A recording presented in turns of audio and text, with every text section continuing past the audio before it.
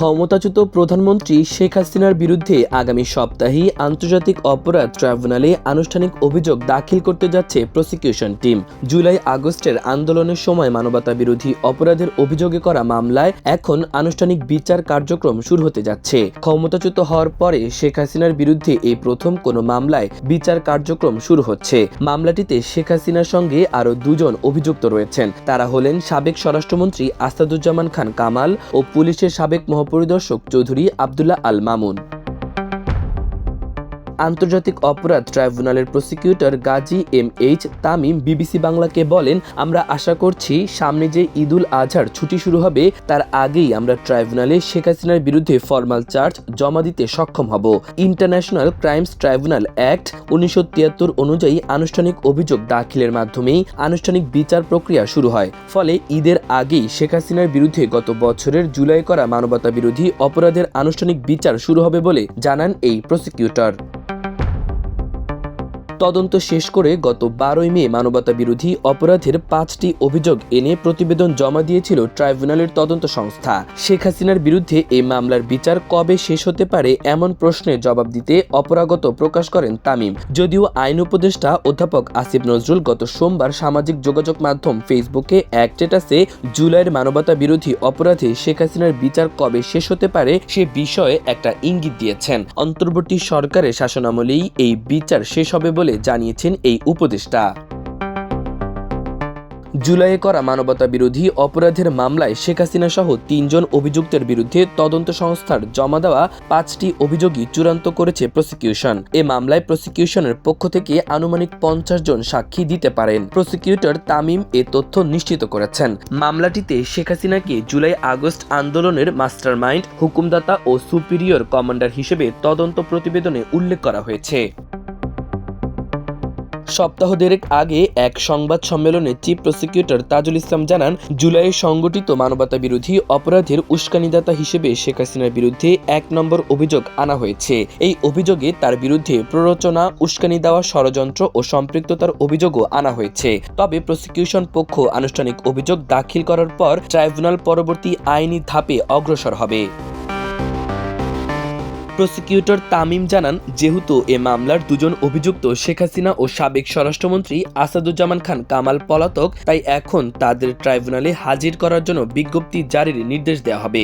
মামলায় আরেক অভিযুক্ত পুলিশের সাবেক মহাপরিদর্শক চৌধুরী আব্দুল্লাহ আল মামুন গ্রেপ্তার রয়েছেন। তামিম বলেন, প্রথমে অভিযুক্তদের যারা পলাতক তাদেরকে ট্রাইব্যুনালে হাজির করার জন্য একটি বিজ্ঞপ্তি জারি করা হবে। বাংলাদেশের বহুল প্রচলিত 2টি জাতীয় পত্রিকায় তাদের হাজির হওয়ার জন্য নোটিশ জারি করা হবে। এরপর তারা আন্তর্জাতিক অপরাধ ট্রাইব্যুনালে হাজির না হলে তাদের পলাতক ঘোষণা করা হবে। এ পর্যায়ে পলাতকদের প্রত্যেকের পক্ষে রাষ্ট্র একজন আইনজীবী নিয়োগ করবে, যিনি স্টেট ডিফেন্স কাউন্সিল হিসেবে পরিচিত হবেন। তামিম বলেন, এরপরই তাদের বিরুদ্ধে অভিযোগ গঠনের শুনানি হবে। অভিযোগ গঠনের পর সাক্ষ্য ও জেরা, যুক্তিতর্ক, এরপর রায় ঘোষণা করা হয়।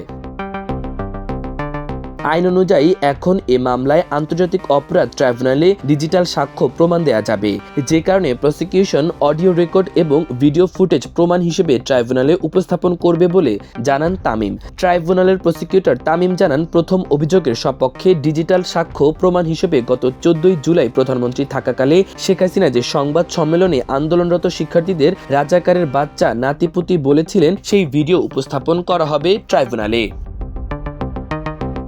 এর আগে চিফ প্রসিকিউটর তাজুল ইসলাম জানিয়েছিলেন, শেখ হাসিনার এভাবে রাজাকার বলার মাধ্যমে বিভিন্ন রাষ্ট্রীয় বাহিনী, আইন শৃঙ্খলা বাহিনী, গোয়েন্দা সংস্থা সহ বিভিন্ন বাহিনীকে শিক্ষার্থীদের বিরুদ্ধে লেলিয়ে দেওয়া হয়েছিল। মানবতা বিরোধী অপরাধের 2য় অভিযোগে সরাসরি নির্দেশ দেওয়ার অভিযোগও রয়েছে শেখ হাসিনা সহ 3 অভিযুক্তের বিরুদ্ধে। তাদের বিরুদ্ধে হত্যা, গুলি করে আহত করা, অঙ্গহানি করার ক্ষেত্রে নির্দেশ দেওয়ার অভিযোগ রয়েছে। প্রসিকিউটররা জানান, এসব নির্দেশের টেলিফোনিক কনভারসেশন ডিজিটাল সাক্ষ্য হিসেবে আন্তর্জাতিক অপরাধ ট্রাইব্যুনালে উপস্থাপন করা হবে। প্রসিকিউটর তামিম জানান, শেখ হাসিনার কথোপকথনের 2টি অডিও রেকর্ড এবং জুলাই আগস্টে বিভিন্ন স্থানে সংঘটিত ঘটনাগুলোর ভিডিও ট্রাইব্যুনালে প্রমাণ হিসেবে উপস্থাপন করা হবে। আন্তর্জাতিক অপরাধ ট্রাইব্যুনালে এখন জুলাইয়ের মানবতা বিরোধী অপরাধের 25টি মামলা রয়েছে। এর মধ্যে আগামী সপ্তাহে এ মামলায় আনুষ্ঠানিক অভিযোগ দাখিল করা হবে। এর আগে একটি মামলায় আনুষ্ঠানিক অভিযোগ দাখিল করা হয়েছে। বাকি 23টি মামলা তদন্তাধীন রয়েছে বলে জানিয়েছেন প্রসিকিউটর তামিম। আওয়ামী লীগ সরকারের আমলে 1971 সালে মুক্তিযুদ্ধের সময় সংঘটিত মানবতাবিরোধী অপরাধের বিচার করতে আন্তর্জাতিক অপরাধ ট্রাইব্যুনাল গঠন করা হয়। সেই সময়ের 30টি মামলা এখনও বিচারাধীন রয়েছে ট্রাইব্যুনালে। বেশিরভাগ মামলায় বিচারের শেষ ধাপ যুক্তিতর্ক পর্যায়ে রয়েছে বলে জানান প্রসিকিউটর তামিম। এসব মামলায় 213 জন আসামি, যাদের মধ্যে 55 জনই মারা গেছেন। তবে এখন এসব মামলার বিচার কার্যক্রম অনেকটা থমকে রয়েছে। এর কারণ হিসেবে তামিম জানান, আমরা সময় আবেদন করেছি, এখন গত অভ্যুত্থানের পরে ট্রাইব্যুনালের এসব মামলার কোনো নথিপত্র পাওয়া যায়নি। আগের প্রসিকিউটররা বাসস্থান থেকে পদত্যাগপত্র জমা দিয়েছেন। শেখ হাসিনার বিরুদ্ধে আনুষ্ঠানিক অভিযোগ দাখিলের পর জুলাইয়ের মানবতাবিরোধী অপরাধ মামলার বিচার শেষ হতে আনুমানিক কতদিন সময় লাগতে পারে, এমন প্রশ্নের উত্তর দিতে চাননি তামিম। তিনি বলেন, ট্রাইব্যুনালের ফরমাল চার্জ দাখিল করাটা প্রসিকিউশনের দায়িত্ব। বিচার প্রক্রিয়া পরিচালনা, বিচার প্রক্রিয়ার সময় এটা অ্যাবসলিউটলি ট্রাইব্যুনালের বিচারকদের এখতিয়ার। সে ব্যাপারে প্রসিকিউশন কোনো সময় নির্ধারণ করে বলে দিতে পারবে না। তবে ফেসবুকে আইন উপদেষ্টা গত সোমবার শেখ হাসিনার বিচার নিয়ে একটি পোস্ট দিয়েছেন। এর আগের দিন রোববার আন্তর্জাতিক অপরাধ ট্রাইব্যুনালে একটি মামলার আনুষ্ঠানিক অভিযোগ দাখিল করে প্রসিকিউশন। সে বিষয়গুলো উল্লেখ করে তিনি লিখেছেন, ট্রাইব্যুনাল ফরমাল চার্জ আমলে নেওয়ার মাধ্যমে একটি বিচার প্রক্রিয়ার আনুষ্ঠানিক যাত্রা শুরু হয়। সেটি কাল বাংলাদেশে শুরু হয়ে গেল। শেখ হাসিনার বিচার শেষ হতে কতদিন সময় লাগবে সেই বিষয়টিও স্ট্যাটাসে লিখলেও সুস্পষ্ট করেননি তিনি। তিনি লিখেছেন, মানবতা বিরোধী অপরাধের প্রধান আসামি হিসেবে শেখ হাসিনার মামলার বিচারের শুনানি পর্ব শুরু হচ্ছে অচিরেই। ইনশাল্লাহ ডক্টর ইউনূস স্যারের সরকারের শাসনামলেই এই বিচারের রায় পেয়ে যাব আমরা। এছাড়া গণহত্যার বিচার আমাদের অন্যতম অঙ্গীকার বলে উল্লেখ করেন আসিফ নজরুল। একই সাথে মানবতা বিরোধী অপরাধ মামলায় শুনানি শুরু করার ক্ষেত্রে এর চেয়ে দ্রুততর কোনো নজির বাংলাদেশে নেই বলে ওই পোস্টে উল্লেখ করেছেন আইন উপদেষ্টা। মাল্টিমিডিয়া ডেস্ক, আমার দেশ।